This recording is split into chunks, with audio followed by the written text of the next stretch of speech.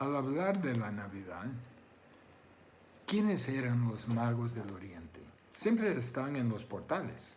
¿Cuántos de ellos habían? ¿Realmente eran reyes? ¿Anduvieron ni siquiera en camellos? ¿Por qué vinieron a Belén? Temo que todos tenemos, la mayoría de nuestras ideas de ellos vienen más de los dibujantes de las tarjetas de la Navidad que los que estudian la Biblia. Los dibujantes dicen que eran reyes y eran solo tres. Dicen que eran descendientes de Sem, Cam y Jafet. Dicen que uno era etíope y sus nombres eran Gaspar, Baltasar y Melchor. Pero todo eso es leyenda. ¿Qué dice la Biblia? En primer lugar, vemos que los magos eran primicia de fruto de Dios entre los gentiles. Yo siempre lo tenía en mente. Mire lo que dice el versículo 1 de capítulo 2 de Mateo. Cuando Jesús nació en Belén de Judea, en días de rey Herodes, vinieron del oriente a Jerusalén unos magos. Pero lo único que sabemos de estos hombres es algo de historia y lo que nos ha dicho Mateo. Mateo dijo, vinieron del oriente a Jerusalén unos magos. Eso es todo lo que Mateo nos dice. Nada de nombres, nada de trasfondo, nada de ello. Algo aprendemos del Antiguo Testamento, en libros como Daniel, donde los magos aparecen varias veces. Y los escritos de Heródoto y otros historiadores. De ahí vemos que eran miembros de un grupo sacerdotal del Oriente, descendientes de un tribu de personas asociadas con el pueblo de los Medos. Básicamente, para dar un poco de trasfondo, en la historia del mundo ha habido 4 imperios mundiales mayores. Primero el imperio de Babilonia, seguido por el imperio de los Medo-Persia, que menciona Daniel. Los Medos eran un pueblo muy grande y muy poderoso. En tercer lugar era el imperio de Grecia. Y el cuarto era Roma. Los Medos son un pueblo muy antiguo. Ellos trazan su origen hasta el tiempo cuando Dios llamó a Abraham de Ur de los Caldeos. Aparece el imperio de Babilonia, evidenciado por el libro de Daniel. Son personas del imperio de Media Persia y existían durante el imperio griego y todavía existen en el imperio de Roma cuando nació Jesús. En Mateo 2.1 dice, cuando Jesús nació en Belén, en días de rey Herodes, vinieron del oriente a Jerusalén unos magos. Ahora, la palabra magos es una palabra que no se puede traducir. Ese es el nombre de cierta tribu de personas, tal como en nuestro ambiente decimos los lenca. No se traduce. Originalmente los magos eran una tribu pagano sacerdotal entre los medos y persas. Se interesaba en el estudio de astronomía y astrología, ciencia y superstición, pero todo revuelto. Durante el imperio de Media Persia eran importantes. En el imperio griego eran importantes. En el imperio de los babilónicos eran importantes. Y en el imperio de los romanos también eran de suma importancia. Los magos eran la gente clave en el gobierno del Oriente. Siempre aparecen con tremendo poder político. Eran los consejeros al rey. Eran sin igual en su poder político. Los magos eran tan poderosos que los historiadores nos dicen que ningún persa pudo llegar a ser rey a menos que cumplía 2 condiciones. Primero, tenía que dominar la disciplina religiosa y científica de los magos. Eso era la ley de Media Persia. ¿Se acuerda? Que no se puede romper. Segundo, tenía que contar con la aprobación de los magos para ser coronado por ellos. En cierto sentido, eran hacedores de reyes y nadie reinaba aparte de ellos. También eran los jueces que formaron un contrapeso al rey dictador. Ahora, estando en el imperio babilónico, ellos fueron muy influenciados por los judíos. ¿Se acuerdan? Una de las cosas que hizo el rey Nabucodonosor era llevar a los judíos en cautiverio. Así los magos entraron en contacto con estos judíos de cautiverio, especialmente uno que se llamaba Daniel, cuando él mismo fue elevado en el sistema del imperio babilónico. Por eso estaban familiarizados con la profecía judía respecto a Mesías. Supieron cuál era el plan profético para esta figura que había de venir.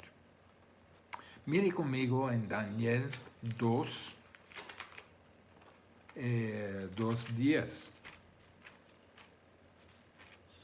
Dice: los caldeos respondieron delante del rey y dijeron: no hay hombre sobre la tierra que pueda declarar el asunto del rey.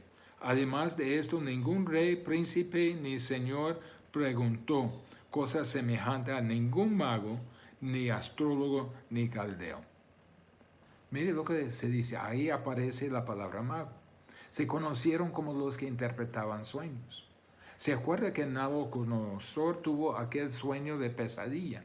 Y todos estos magos, que eran consejeros al rey de alto rango, no pudieron dar respuestas al rey. Daniel pudo hacerlo. Y algo asombroso ocurrió. Mire algunos capítulos adelante, capítulo 5, versículo 11 de Daniel.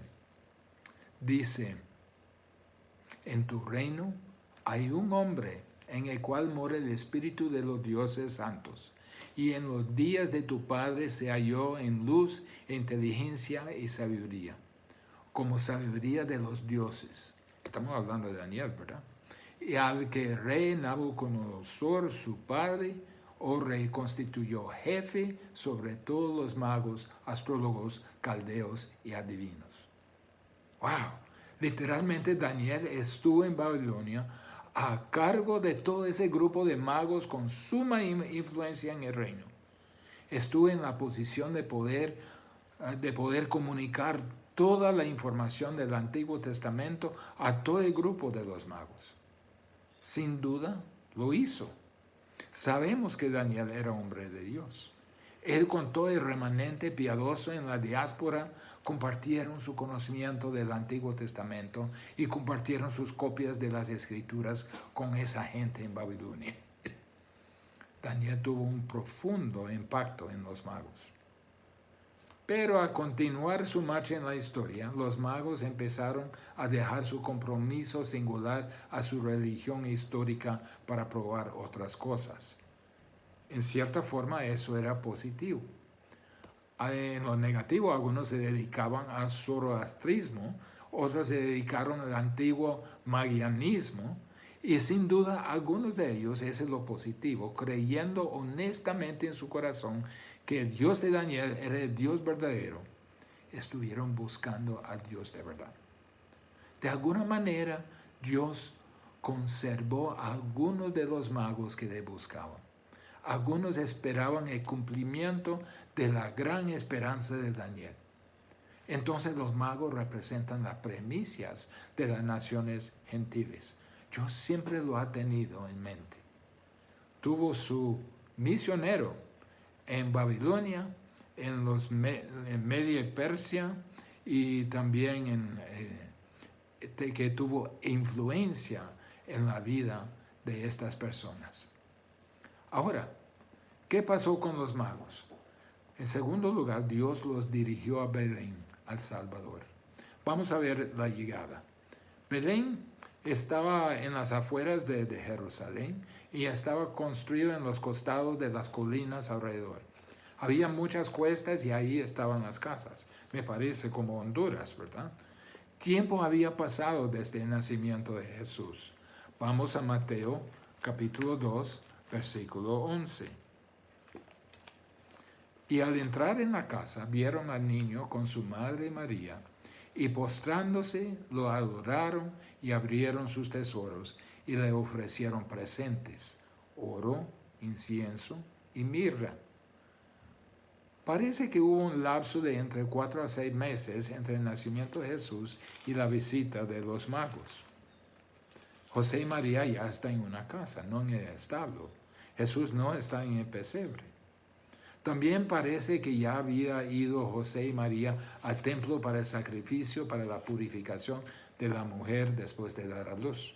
Ellos ofrecieron un par de tórtolas, ofrenda de personas en pobreza extrema. Si hubieran recibido los regalos de los magos, no hubieran tenido que hacer un sacrificio tan limitado. Entonces hubo un lapso de tiempo. Pero Dios dirigió a los magos a Belén, a la casa donde residían José, María y el bebé Jesús. Dios usó su palabra y su astro para guiar a los magos a su hijo. Yo tengo una pregunta, ¿cuál era esa estrella? Siempre tenía esta duda,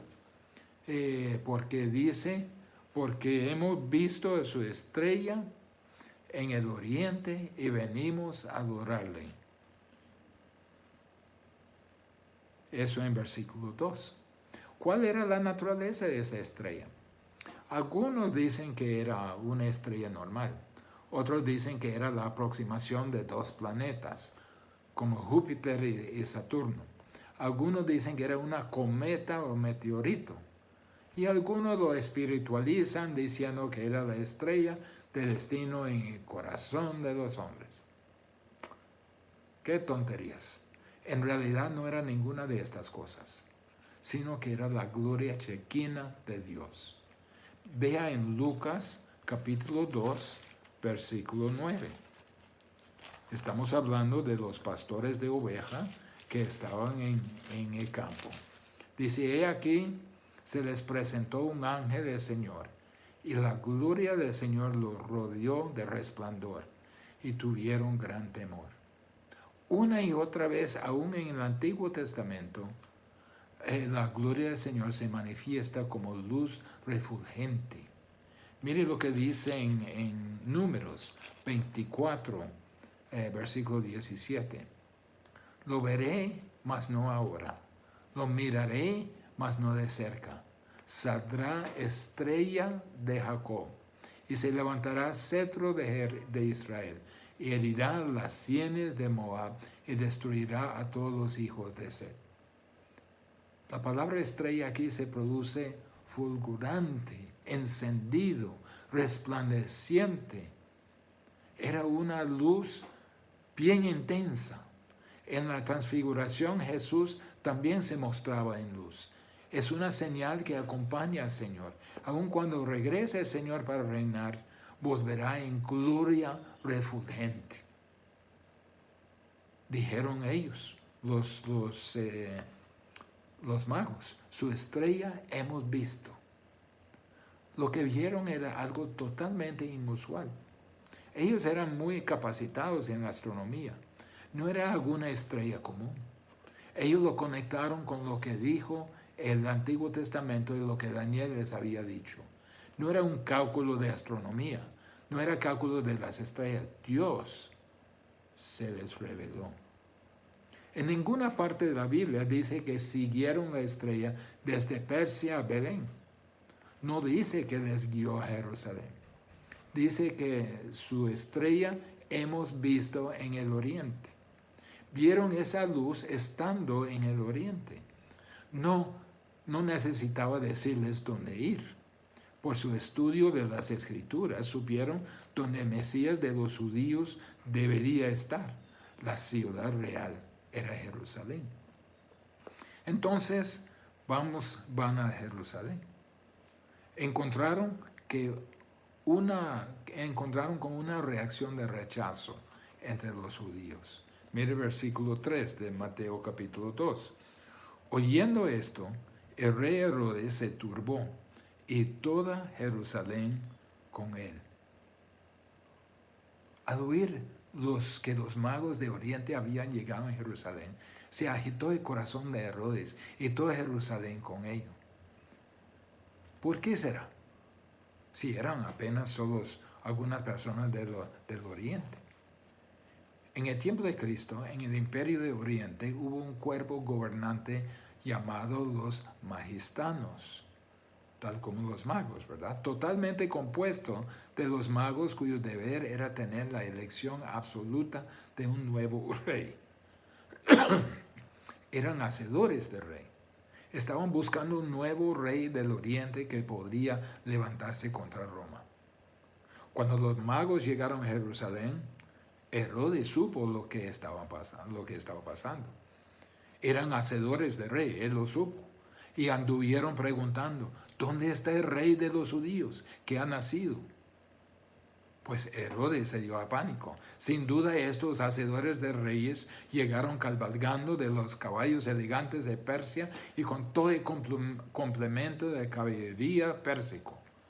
Esos son hombres poderosos y para el peor de casos, el ejército propio de Herodes estuvo fuera en otra misión. Herodes tenía un título. ¿Por qué estuvo con miedo? ¿Por qué se turbó? Tenía un título de César Augusto. El título era Rey de los Judíos. Había peleado 3 años para consolidarse en el poder. Y ahora vienen estos hacedores de reyes diciendo, hemos venido para encontrar el nuevo rey. Eso le atemorizó. Todo Jerusalén también se turbó, porque supo que si se enojaba Herodes, todos pagarán la factura, todos sufrirán. Herodes era cruel, vengativo, sospechoso de todo, y no se titubeaba en matar a cualquiera que le amenazaba, aún su propia familia. Tenía razón de temer, pero los judíos no confiaban en Dios. Entonces Herodes tenía algo que hacer, tenía que hacer algo, tenía que deshacerse de este niño en su mente. No podía matar a los magos porque era fuente de información para él, pero iba a matar a todos los niños para conservar su trono. Miren versículo 4. Y convocados todos los principales sacerdotes y los escribas del pueblo, les preguntó dónde había de nacer Cristo. Supo que esto era el Mesías. Herodes lo supo. Estos principales sacerdotes y los escribas eran sus aliados en mantener el control político de los judíos. Se preocupaban más por la política que por recibir al rey. Esta gran ciudad con todas sus instituciones religiosas magníficas, el bello templo de Herodes, la aristocracia del sacerdocio, no tenían ningún conocimiento del rey, no lo estaban buscando. Estaban más enfocados en conservarse y conservar el status quo. Rechazaron al rey. Como no hubo campo en Mesón, ahora no hubo espacio entre su propia gente. No lo recibieron. Ahora los magos suponían que el pueblo estuviese de su lado, no el lado de Roma. Por eso preguntaba a medio mundo. Pensaba que el pueblo estaría tan emocionados como ellos mismos de encontrar el rey nacido de los judíos. Pero no. Los primeros en reconocer la llegada del rey eran gentiles. ¿No es asombroso? No el pueblo judío, no la gente del Mesías. El pueblo judío estaba cegado por su incredulidad. ¿Estamos nosotros tan ocupados con nuestras instituciones y nuestros programas que no anticipamos a nuestro rey? Estamos enfocados tanto en mantener el status quo que ni pensamos en su llegada, ni en vivir para él, ni en alcanzar al mundo. Mientras todo sigue tranquilo aquí con nuestra programación, sentimos bien. Los magos sabían de su venida y viajaron miles de kilómetros para adorarle. Mire el compromiso de ellos. Mientras los principales sacerdotes y escribas ni estaban pensando en ellos, estando ahí. Reflexionemos. En los 20 tantos años de la existencia de esta congregación, ¿cuántos misioneros hemos enviado? ¿Cuántos misioneros apoyamos económicamente para que vayan a lo último de la tierra para ser discípulos de Jesucristo? Nos gusta recibir misioneros, pero ¿cuántos de nosotros nos ponemos a la disposición del Señor para ir de misionero? Para ir como Daniel. ¿No nos corre el mismo peligro que los principales sacerdotes y escribas? encerrándonos en lo nuestro? Mientras los principales sacerdotes y escribas lo rechazaron, los magos respondieron a Jesús con la respuesta correcta. Era la adoración. Veamos versículo 11. Y al entrar en la casa, vieron al niño con su madre María, y postrándose lo adoraron, y abrieron sus tesoros, le ofrecieron presentes, oro, incienso. Y mire, ellos habían pasado por Jerusalén, se toparon con Herodes. Mire, habiendo oído al rey, en versículo 9, se fueron y aquí la estrella que habían visto en el oriente iba delante de ellos, hasta que llegando se detuvo sobre donde estaba el niño. La misma gloria que habían visto en el oriente apareció de nuevo. Había desaparecido en el oriente. Ahora una nueva confirmación de Dios. Miqueas 5:2, y la presencia de esta gloria de Dios se unen sobre Belén y se detuvo sobre la casa misma. Mira, no podía ser una estrella verdadera porque hubiera quemado toda la tierra si hubiera bajado sobre esta casa. Esta vez les guió y iba delante de ellos. Versículo 10. Y al ver la estrella se regocijaron con muy grande gozo. La había visto en el oriente, había desaparecido. Ellos vinieron toda esta distancia a Jerusalén y no sabían dónde ir o qué más hacer. Ahora ahí estaba de nuevo la gloria chequina de Dios, llevándoles donde el Rey Jesús. Imagínense el gozo que llenó sus corazones. Y al entrar en la casa, vieron al niño con su madre María y postrándose lo adoraron. Al entrar en la casa, ya están en una casa. Jesús, José y María no están en el establo. El bebé ya tiene varios meses y han encontrado un lugar donde quedarse hasta que Dios les indica diferente. María y José ahora tenían a cargo el Hijo de Dios. Después dice, vieron al niño con su madre María. La atención está con el bebé. Varias veces menciona Lucas a María y el bebé, pero siempre se menciona al niño primero. El énfasis está en el niño. Y postrándose lo adoraron. Lo adoraron, lo honraron como rey, se postraron y la adoraron. No adoraron a María, solo a Jesús. Esta palabra adoración se refiere a la adoración que pertenece solo a Dios. La adoración solo le pertenece a Dios. ¿Se acuerda de las personas que trataron de adorar a los apóstoles? Pablo dijo, no me adoren a mí. Pedro en Cesarea dijo, no me adoren. Juan trataba de adorar a un ángel en Apocalipsis. El ángel dijo, no lo haga. Aquí adoraron a Jesús y no hubo regaño, no hubo prohibición. Este es Dios, este es el Rey, es digno de adoración, es correcto que lo adoren. Yo pienso que en algún lugar hemos perdido el arte de adoración.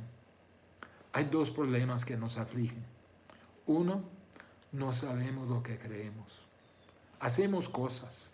Hacemos programas, actividades, sentimientos, emoción, pero no sabemos lo que creemos. No sabemos lo que realmente están comunicando.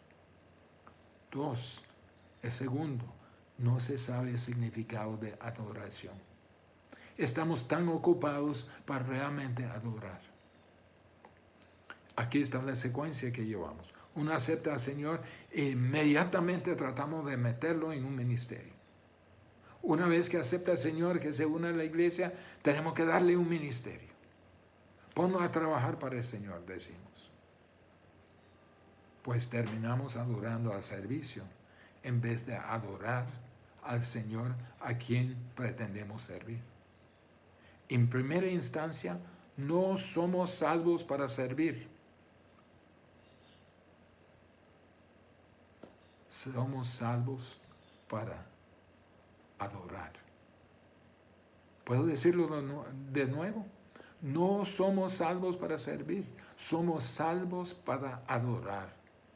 De rebozo de mi adoración a Dios sirvo. De rebozo de mi adoración a Dios espero ser de bendición a otros. Deshonramos a Dios tratando de servirle sin realmente conocerle y adorarle. A servirle de rebozo de mi adoración, Él controla mi servicio para su gloria, no la mía. Adoro por medio de postrarme ante Él. Es un acto de total sumisión. Someto mis planes, mis ambiciones, mis deseos, mis tesoros, todo lo que soy ante Él. Me niego a mí mismo. No pretendo decir lo que voy a hacer por Él, sino que me someto a lo que Él quiere que sea, a lo que Él quiere que haga, a donde Él quiere que yo me vaya. Late mi corazón al ritmo del corazón de Dios. Siento el mismo dolor por los que mueren sin Cristo, sin oportunidad de escuchar su salvación. La perspectiva que Dios presenta es mucho más amplia que mi entorno personal reducido. Es mi perspectiva en sintonía con la perspectiva de Dios. Adoro por medio de dar. Realmente dar es lo que implica la sumisión. Dar a mí mismo, darle a Dios el control de todo lo que tengo. Mi tiempo, talentos, tesoros, mi vida, mi futuro. Miren lo que dieron los magos. Los 3 tipos de regalo. Primero, oro, lo más valioso. Oro es un regalo digno de un rey. Se asocia con la realeza.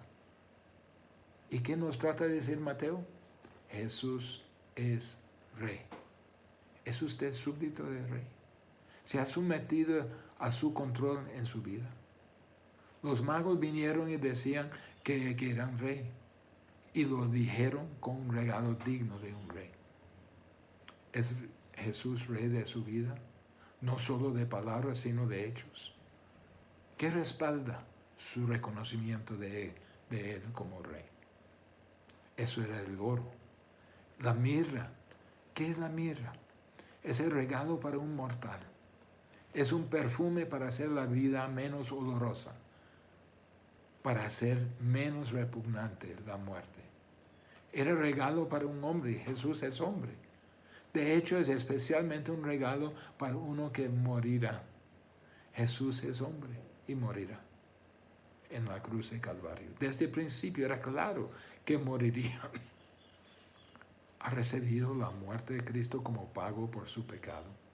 Ha recibido la salvación que este bebé vino a procurar con su muerte en la cruz. Vivimos a la luz de la muerte en toda nuestra vida, muriendo a nosotros mismos, dándonos cuenta que somos mortales y que solo contamos con algunos años en este mundo, que solo lo que Dios nos pide es lo que durará. ¿Estamos invirtiendo en el futuro o solo en el presente? El regalo de la mirra. Luego el incienso. Incienso habla de la deidad. Siempre ofrecido a Dios. Era una fragancia que subió a Dios. En el Antiguo Testamento lo guardaban en el frente del templo y lo sacaron para agregarlo a las ofrendas y holocaustos. Fue rociado para que el dulce olor subiera a Dios. Lo usaban aún en el lugar santísimo del tabernáculo. Éxodo 30 dice que el incienso es para Dios, no para el pueblo. ¿Reconocemos a Jesús como Dios? ¿Es nuestra vida olor fragante a Él? Termino con el versículo 12. Pero siendo avisados por revelación en sueños que no volviesen a Herodes, regresaron a su tierra por otro camino. Dios se apoderó de estos magos. Quiso que llevara el mensaje del rey de vuelta a Persia. el mensaje del nuevo rey, del Mesías, del ungido de Dios. Dios los advirtió en un sueño que no volviera a Herodes para decirles sobre el bebé, y obedientes tomaron otra ruta a su propio país. Eso es lo que termina con los magos. Pero ¿en cuál grupo se encuentra usted? ¿Se encuentra en el grupo de Herodes, antagonista, amargado con Dios, caracterizado por el odio de Dios? ¿O se encuentra en el grupo de los principales sacerdotes y escribas, sin compromiso, indiferente a Dios en su vida, ocupado en su propio mundo, pero no tiene tiempo ni preocupación por lo que Dios quiere? ¿O se encuentra en el grupo de los magos, haciendo cola, hasta si fuera así, haciendo cola para adorar a Dios? ¿Tiene en sus manos el oro digno de un rey, la mirra digno de un hombre, el incienso digno para Dios? ¿Reconoce a Jesús como rey, como Dios y como hombre? Dios guardó su testimonio en el oriente, lo que ahora es Irán, pero estuvo a causa de la obediencia de Daniel. ¿Qué tan obedientes hemos sido nosotros? Primero de adorar a Dios y luego de comunicar su palabra, su evangelio a los que no tienen oportunidad de hacerlo. Seamos enviados de Dios con su mensaje para ver el fruto, las primicias de los gentiles. Oremos. Padre, te doy gracias por esta palabra, por estos magos, que no eran brujos, sino que eran los que le estaban buscando de verdad. Porque Daniel dejó huella, dejó testimonio, y ellos lo creyeron y estaban buscando atentos a su nacimiento. Te pido, Señor, que nosotros tengamos ese tipo de anticipación para obedecerle y ser lo que tú quieres que seamos, y hasta ir donde tú nos quieres enviar. En nombre de Jesús. Amén.